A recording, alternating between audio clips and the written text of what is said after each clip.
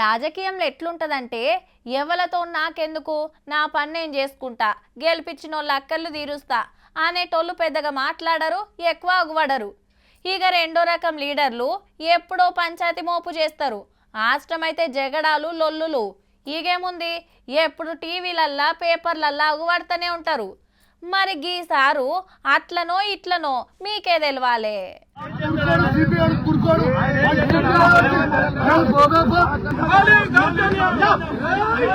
వీనవంక మేడారం జాతర నాడు వీరంగమాన్య car MLA Kaushik Reddy sir మీద సిఐడి ఎంక్వైరీ నడుస్తోంది. జాతర అయిన జాగ ఆఫీసర్లు వచ్చి ఆ దినం ఏమయ్యింది, ఎట్లా అయింది, పోలీసు వాళ్ళను అట్లనే దుఃఖాలు పెట్టిన వాళ్ళను అడిగి వివరాలు రాసుకున్నారు. అయితే కరీంనగర్ పోలీస్ కమిషనర్ ను మతం పేరుతోటి తిట్టిండు అనేది అసలు కేసు. ఎమ్మెల్యే గారు సారీ చెప్పాలని ఐపీఎస్ ఆఫీసర్ల సంఘం డిమాండ్ చేస్తే సార్ ఏమో గీ సవాల్ చేస్తున్నాడు. మీరు రాసినట్టు నేను అన్నట్టు ఒక్క వీడియో గిట్లా మీరు చూపిస్తే నేను నా ఎమ్మెల్యే పదవికి రాజీనామా చేసి శాశ్వతంగా రాజకీయాల నుంచి తప్పుకోవడానికి నేను సిద్ధంగా ఉన్నా. హుజురాబాద్ నియోజకవర్గం వీనవంకల సమ్మక్క సారాలమ్మ జాతర 50 ఏళ్ల కంచెలి నడుస్తుంది. ఆడ పెత్తనం కోసం కౌశిక్ రెడ్డి సార్ అప్పట్లో కోర్టుకు పోతే ఓడిపోయిండు.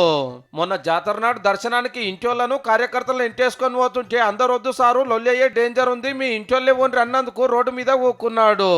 ఆడికెళ్ళి ఈడికొచ్చి అమ్మవారు రాకముందే గద్దె మీదకెక్కి నిలబడి పోలీసులకు వార్నింగులు ఇస్తుంటే గిట్లా లేవట్టుకపోయి లేలే పోలీసులే నాకు మర్యాద ఇవ్వలేదు, ఉల్టా కేసు పెట్టిండ్రు అనేది సారు మాట. మీ ఆఫీసర్లు అందరూ కూడా ముక్కు భూమికి రాకి తప్పైందని క్షమాపణ చెప్పాలి. ఈ ముగ్గురు పోలీస్ ఆఫీసర్లు సస్పెండ్ అయ్యే వరకు నేను ఈ పోరాటం చేస్తూనే ఉంటా. మరిగా సిఐడి ఎంక్వైరీలు ఏం తెలుస్తుందో కానీ కౌశిక్ రెడ్డి సార్ది అయితే ఎప్పుడొక లొల్లి ఉంటూనే ఉంటది.